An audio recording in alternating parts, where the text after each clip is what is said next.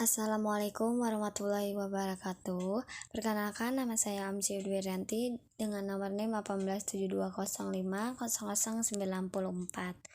Fakultas Pendidikan, program studi saya yaitu Pendidikan Ekonomi di Universitas Pancasakti Bekasi di semester 2. Dengan dosen pengampu saya yaitu Bapak Dahlan Hasim MPD dengan mata kuliahnya yaitu Ilmu Pengetahuan Sosial atau IPS. Baik, di sini saya akan menjelaskan mengenai ruang lingkup kajian ilmu geografi. Jadi, geografi ini merupakan salah satu ilmu yang memiliki ruang lingkup kajian yang cukup luas.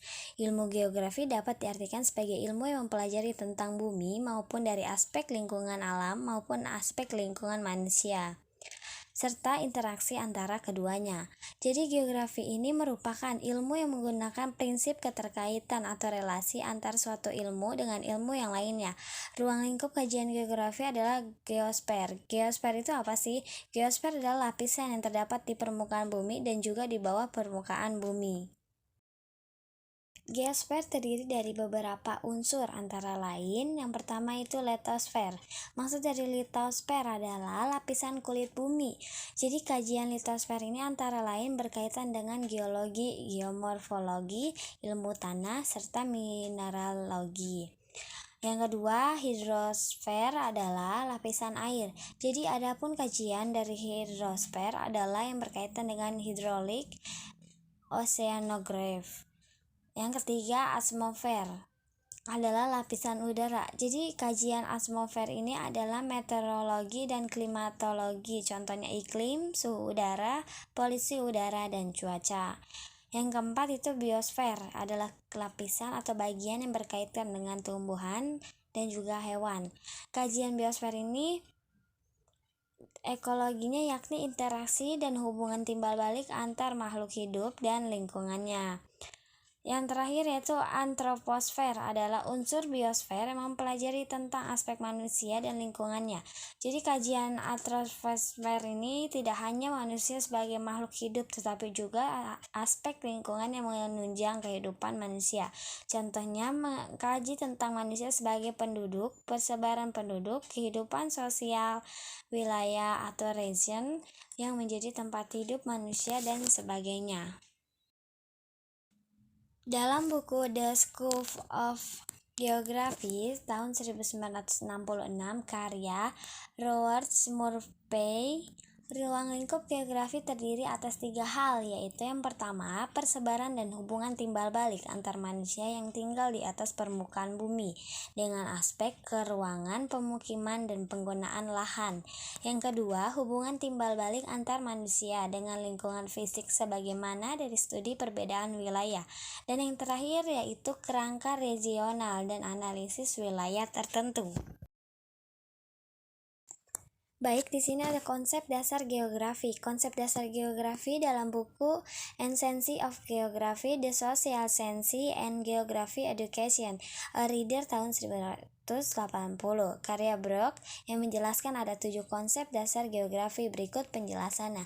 Yang pertama ada penghargaan atau pandangan budaya atas bumi. Setiap masyarakat yang hidup pada zaman yang berbeda menanggapi lingkungan alamnya pun berbeda. Jadi disesuaikanlah dengan lingkungan tempat tinggal dan pandangan hidup yang dianut. Perkembangan teknologi juga ikut mempengaruhi cara pandangan manusia terhadap lingkungannya. Selanjutnya ada konsep regional. Konsep regional ini merupakan alat untuk memahami persamaan dan perbedaan wilayah-wilayah di permukaan bumi. Jadi beberapa wilayah mungkin memiliki sifat-sifat homogen yang sama, misalnya kesamaan bentang alam ataupun kesamaan kegiatan ekonomi. Selanjutnya yaitu pertalian wilayah. Konsep ini mengacu pada pendekatan yang digunakan ahli geografi untuk mempelajari suatu wilayah.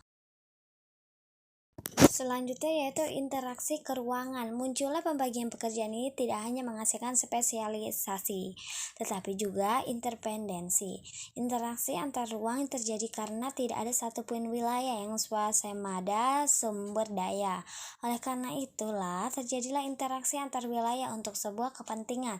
Misalnya itu seperti pertukaran barang dan jasa. Selanjutnya itu lokalisasi, merupakan pemusatan kegiatan pada wilayah yang terbatas. Jadi pemusatan Pencatatan seperti ini dapat menambah fungsi wilayah tersebut, yang contohnya seperti kota pelabuhan sebagai bentuk lokalisasi dapat memicu tumbuhnya industri galangan kapal, tekstil, kimia, dan pusat perbelanjaan.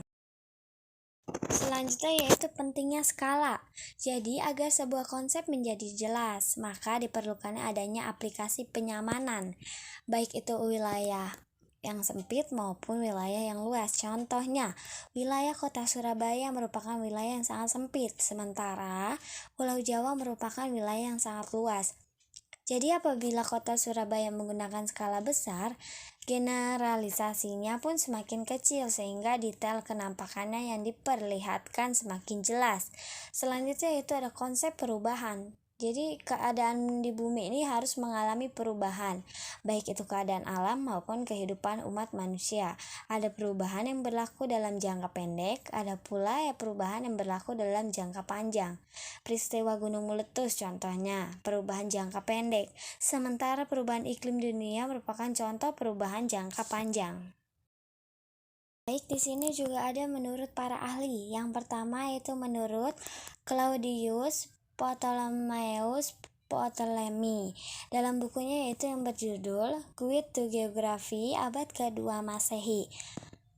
Ptolemy mendefinisikan geografi berasal dari representasi dalam gambar-gambar seluruh dunia yang diketahui bersama dengan fenomena yang terkandung di dalamnya.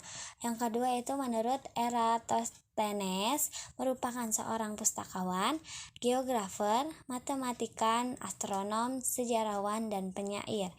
Eratosthenes berpendapat istilah geografi berasal dari kata geografika yang berarti penulisan atau penggambaran tentang bentuk muka bumi dalam buku pengantar sistem informasi geografis. Baik, kurang lebihnya mohon maaf. Wassalamualaikum warahmatullahi wabarakatuh.